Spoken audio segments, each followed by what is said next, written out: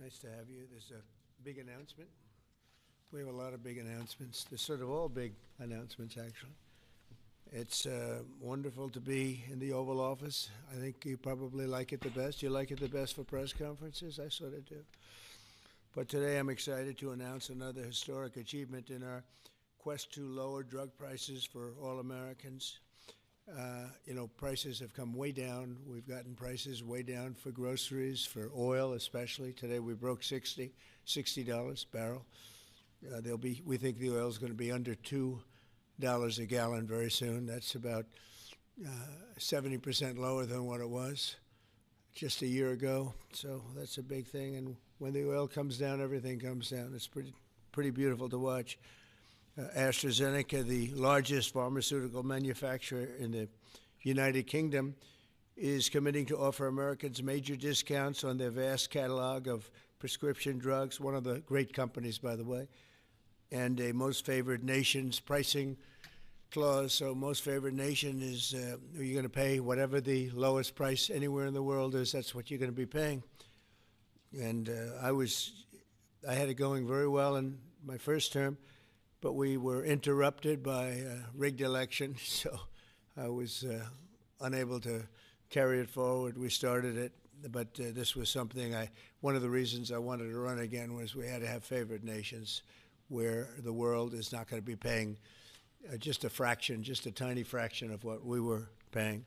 I want to thank CEO Pascal Soriot, a very highly respected, one of the most respected men in business and certainly in the industry, for joining us today, as well as Secretary Howard Lutnick, Secretary Robert F. Kennedy Jr., CMS Administrator Mehmet Oz, FDA Commissioner Marty Makary, and Virginia Governor, a man who's done an incredible job, and good luck with the upcoming election. I know you're working very hard. I watch you. You're right there. He's out there working. He wants to see that young woman win, and the Attorney General, who I endorsed, et cetera, et cetera. Glenn Youngkin. Thank you very much, Glenn. Thank you for being here. For many years, Americans have paid the highest prices anywhere in the world for prescription drugs by far, many times the amount that other countries are paying is ridiculous. Upon taking office, I signed an executive order to make sure that Americans pay no more for prescription medications than the lowest price for the same drug in other locations and developing nations. Today, AstraZeneca is committing to offer all of their prescription medications to Medicaid at most favored nations prices. In other words, the lowest price anywhere in the world, that's what we get. A move that will save American taxpayers hundreds of millions of dollars each year. And I tell the story, Glenn, that in my first term, I had the honor of being the first president in 28 years to lower drug prices during the course of the year. And we actually did, and I was so proud of myself. We called a news conference. I announced it. It was 1/8 of 1%. 1/8 of 1%. Now drug prices are going to be going down 100%, 400%, 600%, 1,000% in some cases. But for 1/8 of a cent, Bobby, think of that. I was so proud because for 28 years nobody had done it. And now it's, I think back to that, I said I shouldn't have had that news conference, but it is true. I was the only one that did it, but it was not very much, and now we're going to get, in some cases, 1,000% reduction. This is going to have a huge impact on everything from Social Security to Medicare to Medicaid, anything where they're buying any prescription drugs. It's going to have an incredible impact. It's going to lower itself greatly. AstraZeneca will also list many of their most popular drugs online at TrumpRx.gov. TrumpRx. I don't know why they put the name Trump. I did not tell them to do it, but I'm honored to let them do it. That's true, actually. That heavily reduced most favored nations cost. Americans can expect discounts, and as I said, it could be in many cases way over 100%. And as an example, one particular drug that's hot, very hot, 654% on inhalers, COPD and asthma, as well as certain diabetics medications. They're going to be averaging about 654% reduction in price. You believe that one? The Democrats will say, well, he should have gotten more. It's crazy. In addition, all medications AstraZeneca introduces to the American market going forward will also be sold at these heavily discounted rates. Furthermore, AstraZeneca will invest $50 billion in the United States over the next 5 years for research and development of new drugs and to onshore manufacturing facilities across the country, like the new plant that broke ground yesterday in Charlottesville, Virginia, where the governor attended. They had a tremendous group of people attending. It's going to have 3,600 jobs just to begin with. And that's going to be a fantastic plant. I saw a picture. It's going to be the best, right? You can't get any better. This is a tremendous victory for Virginia and for American patients and for everything, for the country. It's an amazing company to have coming over to the United States in such a big way. That's going to be a big part of the company. Presidents have promised for years to lower the cost of health care, but my administration is actually the first to do it and do it substantially, do it at numbers that nobody thought, even I thought, were not possible. When you think of it, if you got a 1%, 2%, 5%, that's good. You did a good job. We're talking about 100, 200, 300, 500, 700 in some cases, some big, big numbers. And the largest drug companies in the world are working with us to make this a reality. And so I look forward to being at your opening of that incredible facility. I hear something, and it's in a great location, Len, right? One of the beautiful locations. So I'd now like to ask Secretary Kennedy to say a few words, followed by Dr. Oz, Pascal, Governor Youngkin, and we'll take some questions afterwards. Would anybody like to have some questions? Yes? Oh, I'm shocked. Okay, we'll take them right after, okay? Bobby, please.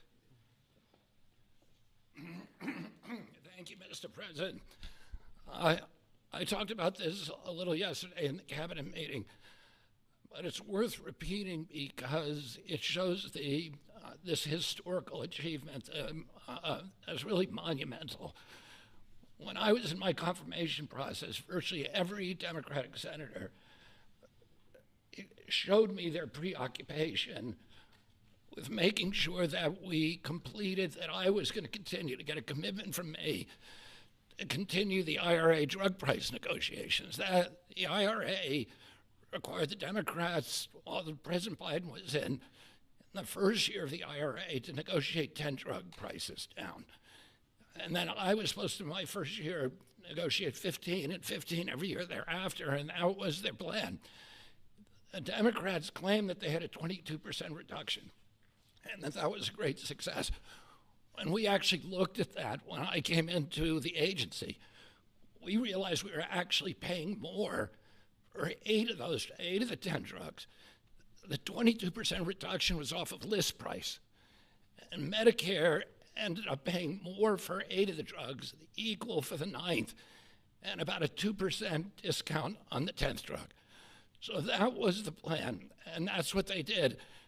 We are continuing the IRA negotiations, but thanks to the president's leadership, we have achieved something extraordinary here, which is a dream that he's had for 20 years because he's the common sense president. He saw something 20 years ago. He learned that we were paying 3, 4, 5, sometimes 10 times for the same drug as they were paying in European countries. Some of these drugs were manufactured in facilities in New Jersey and then sold for 1/10 the price in Great Britain, in London or Paris, that Americans were being charged for them here. He saw that this was unfair.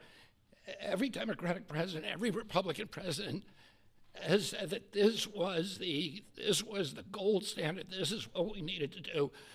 Nobody's been able to change it. And when we came in, I have to say I was pessimistic about doing MFN. Dr. Oz was pessimistic. Our staff, John Brook and Chris Klump and the other people we brought in were all pessimistic. The president saw something that we didn't see, which is we had leverage. And that came through Howard and the tariffs, and we had extraordinary leverage to craft these deals. So last week we had Pfizer in, which is one of the biggest American pharmaceutical companies. Today we have AstraZeneca in with Pascal Soriot, which is one of the biggest European pharmaceutical companies. And the president asked us to do three things. One, to get MFN prices. Two, to not bankrupt these companies. He understood that America has to be the center for innovation. The drug industry needs to innovate, that it's critical for its bottom line, it's critical for the health of the American people. And he asked us also to make sure that those companies would keep their promise to reshore this industry. For national security purposes, for our economy, it's critical. These companies are making these drugs in the United States.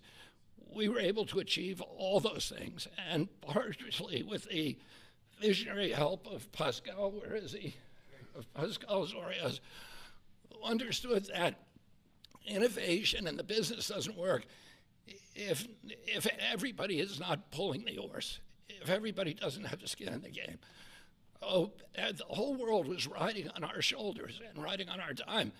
70% of pharmaceutical revenues comes from this country. We only have 4.2% of the world's population, and we were paying for 80 or 90% of the innovation here, and the rest of the world was a free rider. And Pascal understood that that's not fair, and it's not a good, sustainable, long-term business model. And he came to the table. He was one of the first leaders to come to the table. I want to thank him for his vision, for operating with us in good faith. And this is an extraordinary deal. Not only that, but as the president just pointed out, he is also reshoring this industry here. He has 19 facilities already operating in this country.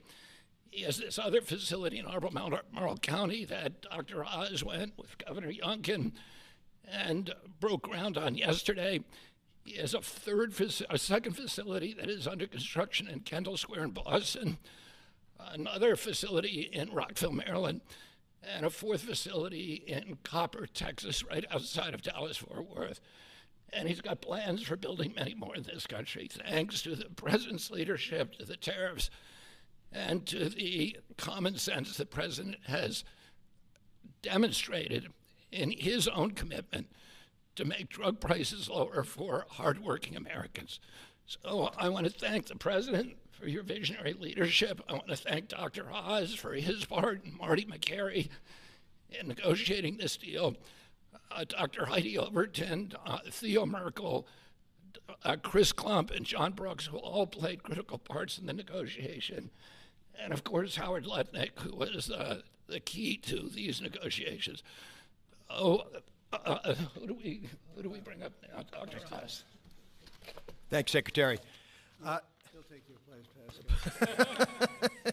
Oh, Pascal, I get to introduce Pascal, which I'll do with great joy and honor. So the world is watching as President Trump tries to make peace in every place he can go. But at the same time, President Trump is putting peace into the hearts of Americans and bringing peace of mind to them, especially Americans who cannot afford their medications.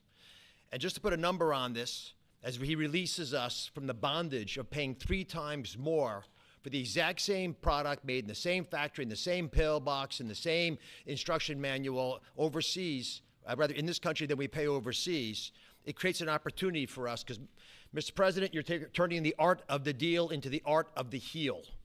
And that is something that you're going to witness today, and it's the second we have more coming, but this is a very important one because I want to set the stage here. And Mr. Secretary, you're too modest. Secretary Kennedy did have a vision to push hard on this. He understood we could give the right medications to the right people at the right time.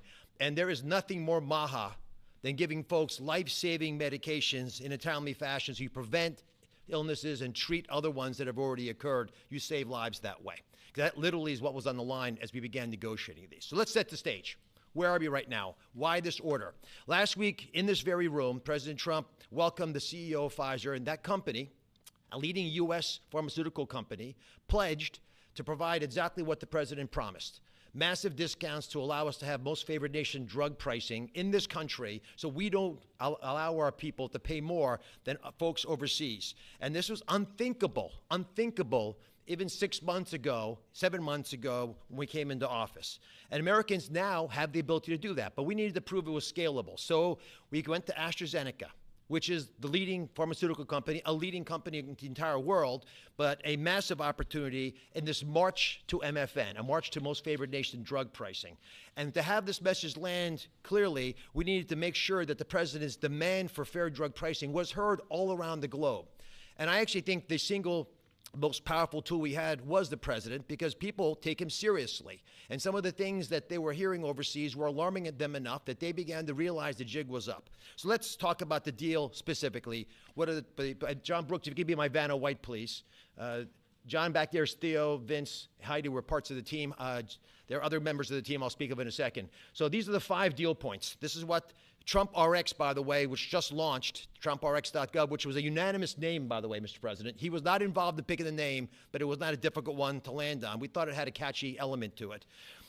All primary care medications sold by AstraZeneca are going to be available on Trump RX, which means no more gaming, no more middlemen. Starting early next year, when you go to the website, you'll be able to see a marketplace. We're not selling the drugs. We're just making information available to everyone so you go to the right place to buy the right medication. Second, drugs for lung diseases are discounted massively, and that's over here on this line. The president highlighted 650%. They're significant discounts, and these are medications. We just picked the ones for lung disease and one for metabolic syndrome, diabetes, but there are others that are included.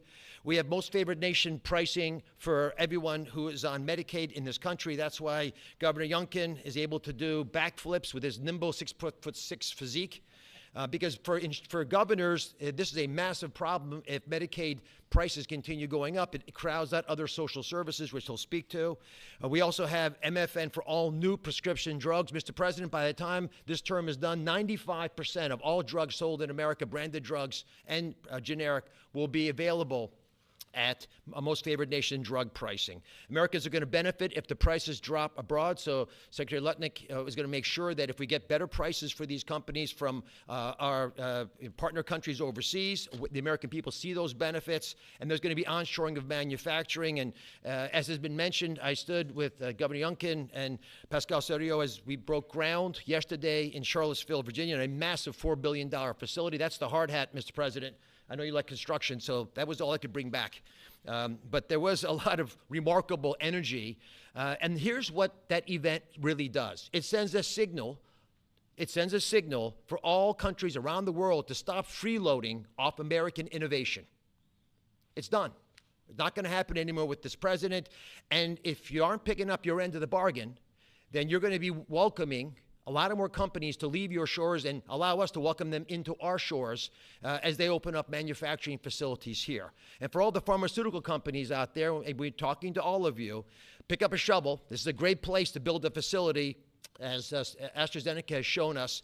And I think it has a wonderful opportunity in the future as well, as this country continues to support the innovation Secretary Kennedy spoke about, because we're not compromising that at all. We're just getting fair prices for the American people. To the team. Tough negotiations, Mr. President. You know how hard they can be. You can't get there without world-class negotiators, and we are blessed by individuals to work with the AstraZeneca team, who are killers, head-to-head. And why? Because talented people out of the private sector are coming into government to serve this president in a generational opportunity that they feel in their heart will make a difference. John Brooks is part of that team. Chris Klump, Inma Hernandez, numerous other folks contributed as well. But we're open for business. And if you want a great position and a patriot, like the folks who negotiated these deals, please consider coming with us, because the president has made it clear that you will make a difference in government. Finally, I want to thank Pascal Soriot.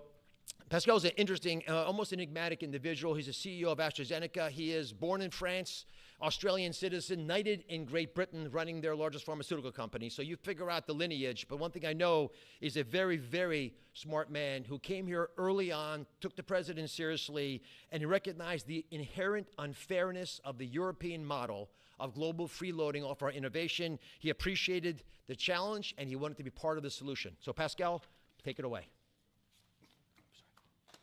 Thank you so much.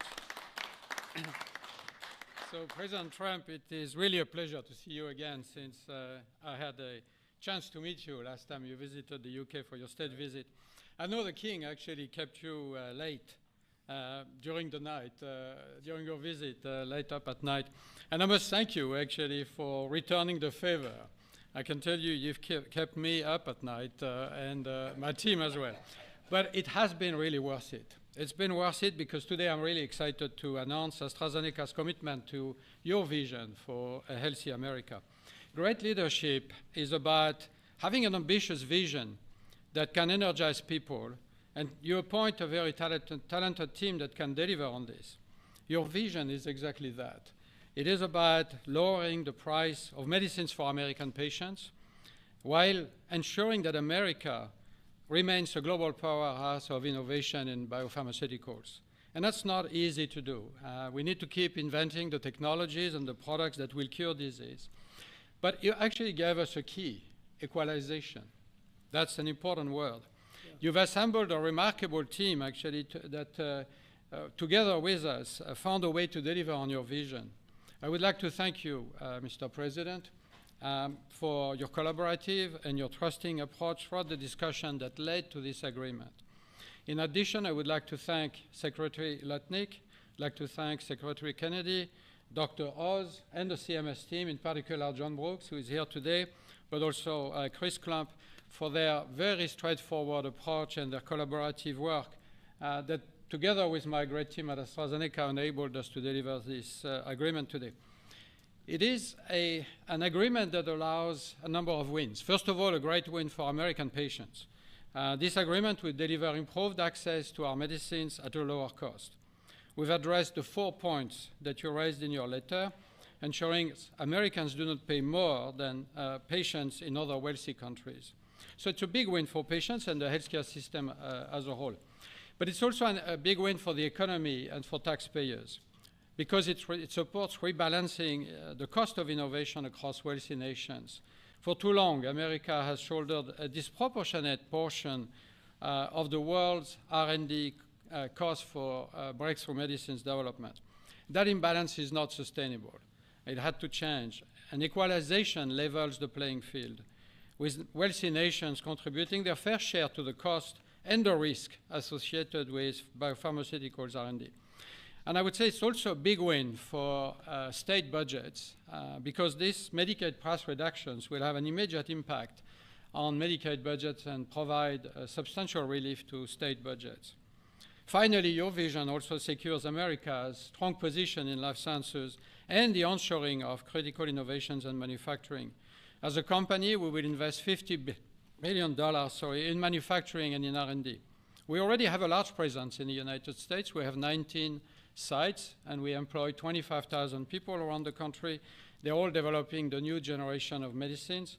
But we'll continue to increase our presence in this country. We're expanding our manufacturing footprint in Texas. We're building our second large R&D center in Kendall Square in Boston.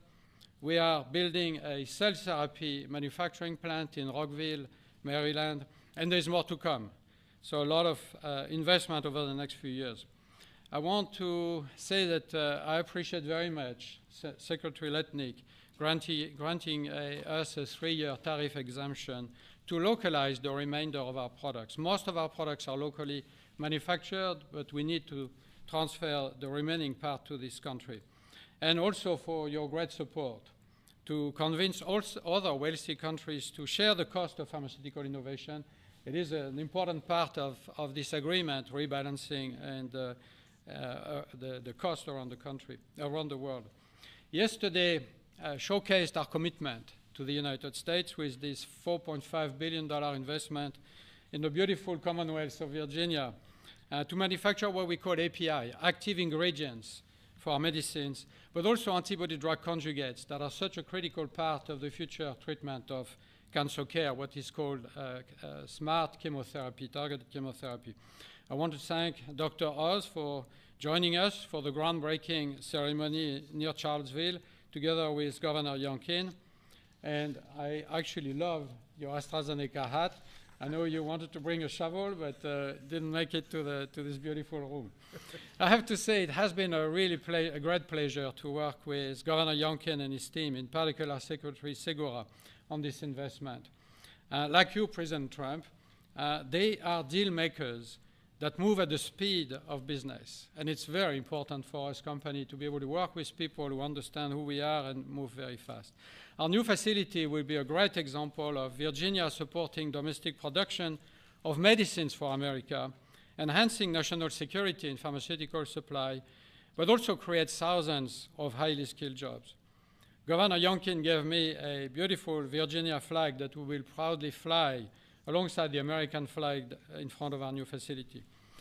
So AstraZeneca's commitment to the United States is very strong, and this agreement ensures we'll make an even bigger difference for American patients. So, Mr. President, thank you again for welcoming me in this beautiful office and for making this moment possible. Thank you so much. Pascal. Thank you very much. Over to you, Glenn. Well, first of all, I just want to thank everyone for celebrating this landmark moment. This landmark moment is not just a moment to announce a new way to buy less expensive life-saving medicine, but it is a step function change in the way that Virginians and Americans can access medicines.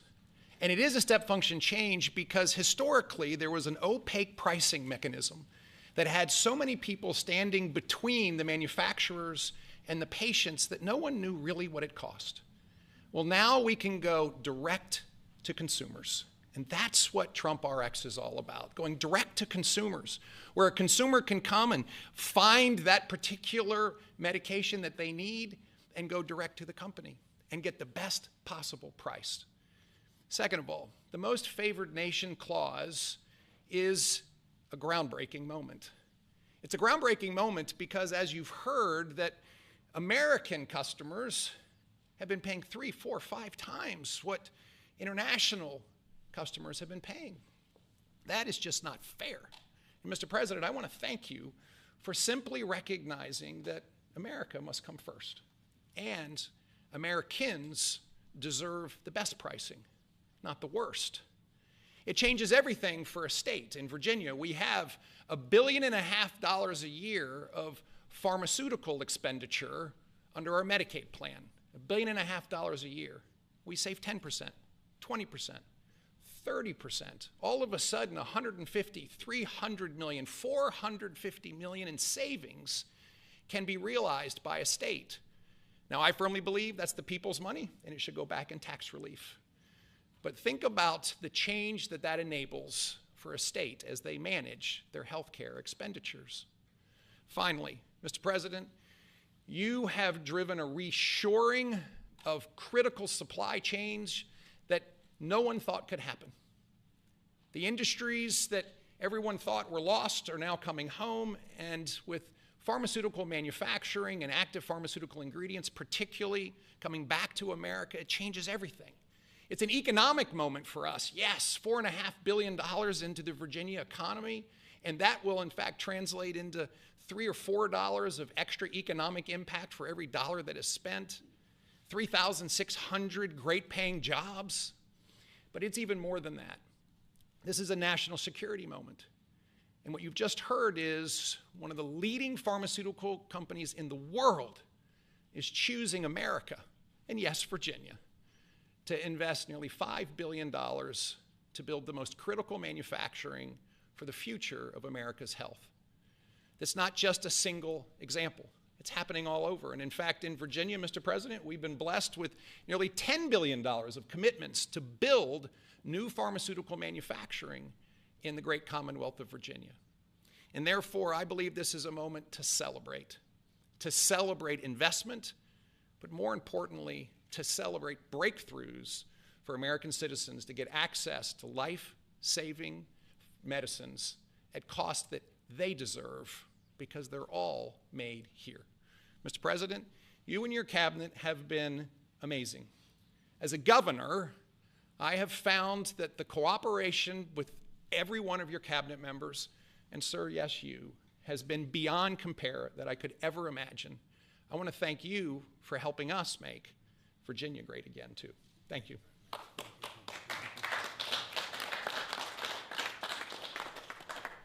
So we have, at this moment, I think we just cracked $18 trillion in commitments and investments in our country. As an example, the last administration was far less than $1 trillion for 4 years. We're at plus $18 trillion for 8 months. There's never been anything like it in history, in any country, anywhere in the world. So that's great. But maybe for purposes of this, more importantly, we're going to bring drug prices down at numbers that nobody ever thought possible, Glenn. I think nobody ever even thought it was possible. So we're going to be doing a lot of business, but we're going to be also numbers that when you're 2, 3, 4, 500% less. I just noticed one of them over here, 654% discount. 654. The laggard is 98%, right? 9 is that what? Wow, 96, 230%, but 654, and we have some that top that by a lot. So it's really going to be incredible, and that's going to be so good for Medicaid and Medicare and everything. Frankly, for your life, it's going to be so good. So nobody ever thought they were going to see. And don't let Democrats take the credit, because they'll try. They'll say, "Oh, we worked so hard on it." They didn't work hard. They did. They obstructed. They actually did the opposite. So that's really more important than even the tremendous investments being made in our country. But think of it: we cracked 18 trillion with a T, $trillion, and frankly, 1 trillion for 4 years wasn't that bad. He did less than $1 trillion, but we did that in a period of 8 months. So it's pretty record-shattering by many trillions of dollars. Any country, no matter what country you're talking about, nobody's done numbers like that. So thank you all for being here. Do you want to have a couple of questions? Yeah, please. Mr. President, one on this, if I could, one on China, if I may. First on this, could you have brought these pharmaceutical companies to the table without that 100% tariff which you imposed? Well, it's not 100%. You're talking about China might be 100%. No, I'm talking about the 100% you imposed on pharmaceuticals for that sector. I would never have been able to bring them. Now, I'm not sure that Pascal would like to say, but behind the scenes he did say tariffs were a big reason he came here, and also the fact he loved Virginia. He liked this guy. He liked me. I think the November 5th election was a very important date. We had a good election, and that was important. But yeah, he's here. A lot of. I can speak for almost everybody that's here. Most of them are here because of tariffs, because you have to understand he has no tariffs. If you build in this country, there are no tariffs. So. I want to ask you about China, if I could. Just want to confirm: have you canceled your meeting with President Xi? And no, I haven't canceled, but I don't know that we're going to have it. But I'm going to be there regardless, so I would assume we might have it. But they hit the world with something that really is not anything that people are going to do, and it was shocking. I can tell you, Howard and I and Todd, we all Scott, we were all speaking about it before, and we said, where did that come from? It was just, that was out of the blue, right? Out of the blue, they came up with this whole import-export concept, and nobody knew anything about it. So. If they roll back their export controls, the new announcement, would you roll back? Look, we're going to have to see what happens. That's why I made it November 1st. We'll see what happens, yeah. Mr. President, the last time, Mr. President. Go ahead, please. What else besides software could be on the table in terms of export controls? A lot more. I mean, you have software, but you have a lot more. We have airplanes. We have airplane parts. You remember that from last time. And we were just surprised at China. I have a very good relationship with President Xi, and they did that. This is not something that I, instigated. This was just a response to something that they did. And they didn't really aim it at us. They aimed it at the whole world. The whole world is subject to it. So I thought it was very, very bad. But we have many things, including a big thing is airplane. They have a lot of Boeing planes, and they need parts and lots of things like that. Steve? Israeli Prime Minister Benjamin Netanyahu to accept the Gaza deal, and what will be your message to the Knesset when you speak to them? Well, he wanted it. It's been a long time. He's been fighting a long time. He's been fighting hard. He wanted it. It's a great deal for Israel, but it's a great deal for everybody, for Arabs, for Muslims, for everybody, for the world. And as you know, on Monday the hostages come back. They're getting them now. I mean, they're getting them now. They're in some pretty rough places under earth. They're in some pretty rough places where only a few people know where they are in some cases. So they're getting them, and they're also getting the bodies, approximately 28 bodies.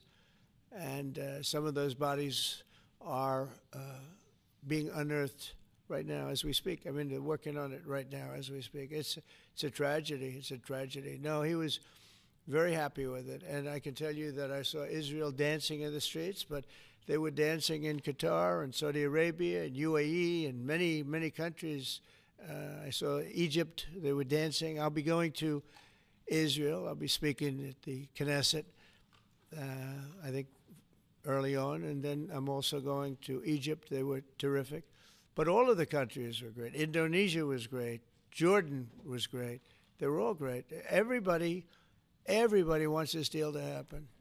What happens in Gaza the day after the hostage release? Day after what? The day after the hostage release, what happens there then? Well, hopefully you're going to have great success I call it everlasting success. I think you will too. I think you're going to have tremendous success, and Gaza is going to be rebuilt. And you have some very wealthy countries, as you know, over there, and it would take a small fraction of their wealth to do that. But and I think they want to do it. And we're also setting up, as you know, a board of peace. It's called the Board of Peace. I don't know if that's the final name, but the word peace is definitely in there. They have asked me if I chair it. We'll make sure things go well. And how confident are you that the ceasefire will hold? I think it'll hold, yeah. I think it'll hold. They're all tired of the fighting. Don't forget, you had October 7th, which was a horrible day, 1,200 people killed. But Hamas has lost 58,000 people. That's big retribution. That's big retribution. People understand that. So, no, I think they're all tired of fighting, and this really gives the whole Middle East. This is beyond Gaza. Gaza is very important, but this is beyond Gaza. This is peace in the Middle East, and it is a beautiful thing. You know, it's a term that you and I have been hearing since we were very young, right? And now we have a chance of really having that. And as you know, most of the countries have passed all these resolutions. Every country is there. Iran came in. I was very happy to see that. I was very honored that Iran came in. They said they support it. Russia came in.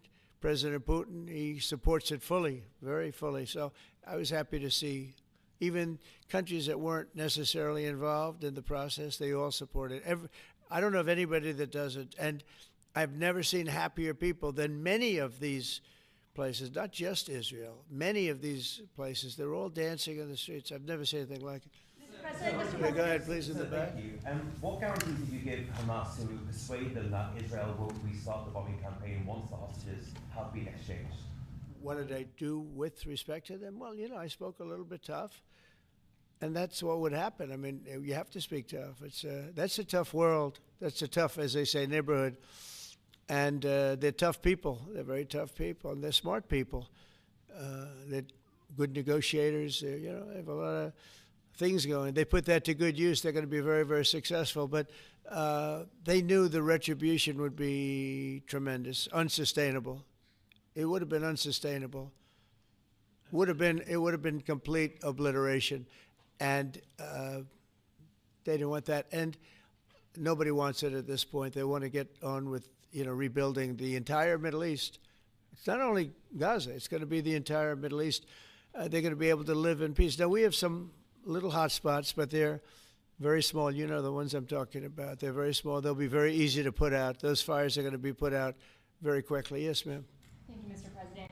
Talking about the Middle East still, going to the phases that come after this first phase, is there a consensus on the additional points in your plan, or are the details still being fine-tuned? I think there is consensus on most of it, and some of the details, like anything else, will be worked out, because you'll find out that when you're sitting in a beautiful room in Egypt, it's easy to work something out, but then sometimes it doesn't work from a practical standpoint. So certain little things, but for the most part, there's consensus, yes. Do you intend to hash that out when you're in Egypt? I might, yeah. I mean, I'll be there because I'll be going to, I'll go to Cairo. I think that's where we're going, as opposed to the place of the signing. And we have a lot of leaders from all over the world coming too. They've been invited. And then I'm coming back, I believe it's Tuesday night, for Charlie Kirk, a friend of mine, a friend of all of ours, a friend of a lot of the people right here.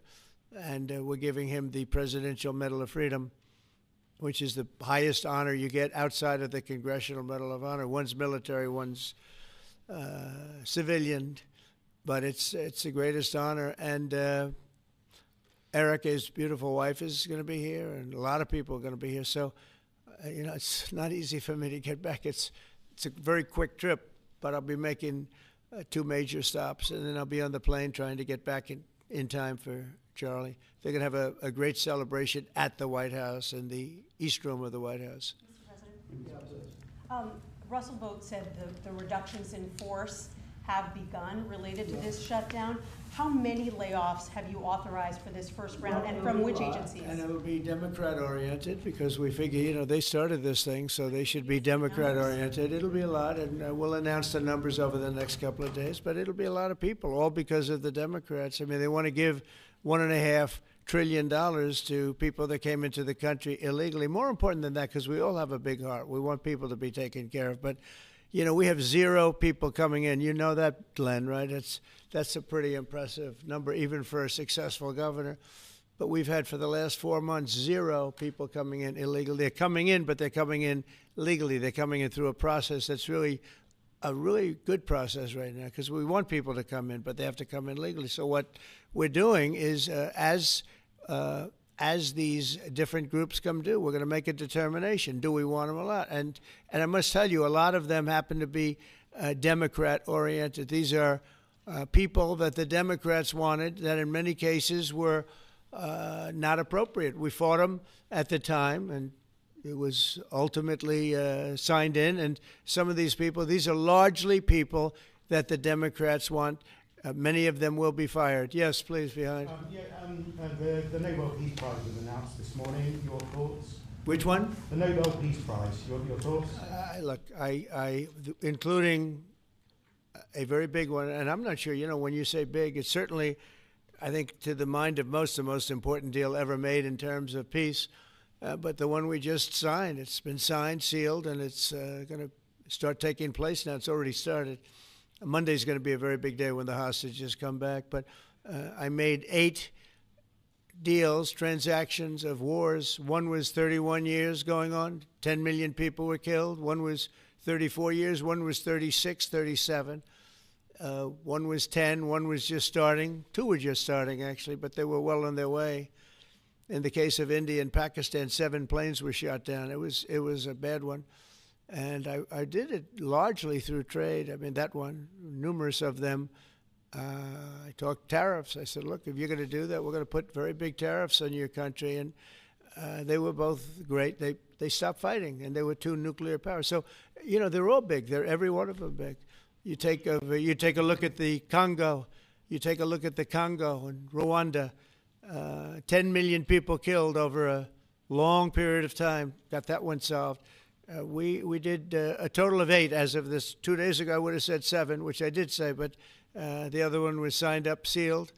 As you know, Israel signed it just now. They signed it and they approved it today, their parliament. And it's a great honor to be involved with so many. So the person who actually got the Nobel Prize called me and said, I'm accepting this in honor of you because you really deserved it. That a very nice thing to do.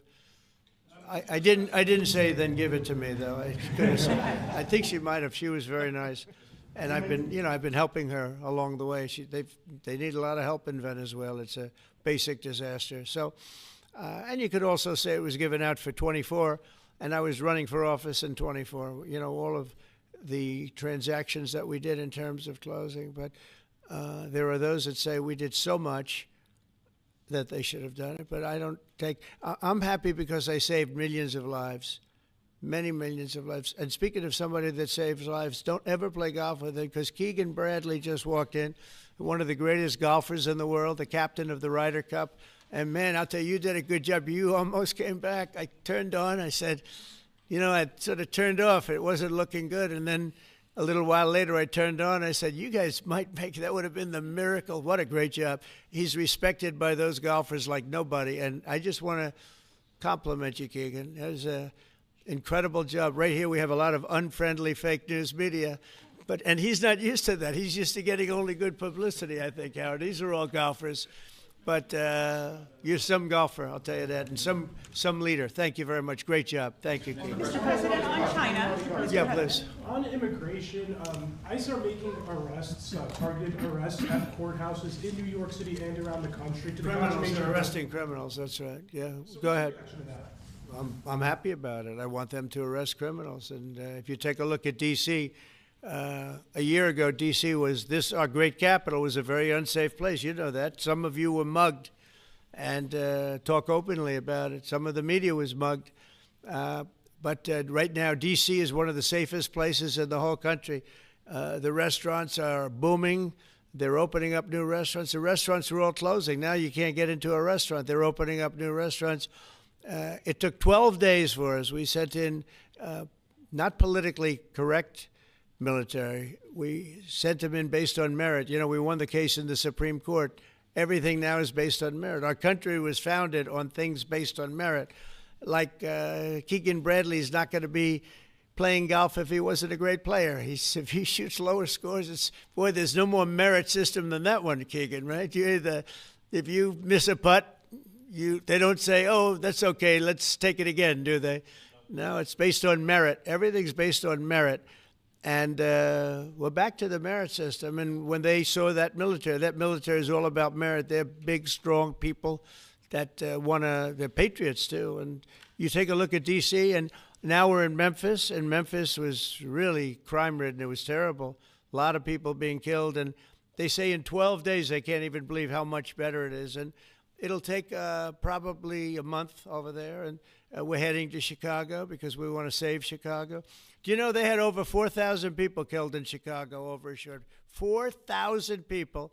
And I have to watch this slob of a governor stand up and say that, well, everything's okay. We've got it under control. They had 4,000 people murdered over a very short period of time. There's not a city in the world, I don't believe, that can claim, you hear so much about different, I won't, embarrass anybody, like by saying Mexico City or by saying anywhere in Afghanistan. There's no place like that. And then I have to listen to the mayor who's got a 5% approval rate, maybe less. He's an incompetent man. And the governor's an incompetent guy. He's a guy that was thrown out of his family business like a dog. And I know his family very well. And now he's a governor. And when I watch him trying to say that it's okay, we have crime under control, I lost 4,000 people over a very short period of time. I believe it's like 6,000, 7,000 people were shot but didn't die. But 4,000 people died. And then he gets up and talks about how it's not a problem. Or Portland, Oregon. I mean, every time I look at that place, the place is burning down. There's fires all over the place. When a store owner, there are very few of them left, but when a store owner rebuilds a store, they build it out of plywood, and they don't put up storefronts anymore. They just put wood up because they know it's going to be ripped down. And then I hear how wonderful it is. It's not wonderful. It's a disaster. That's almost an insurrection, that place. So we put our people in there, and they do the job, and they've really done the job. And the beautiful thing is we've done it.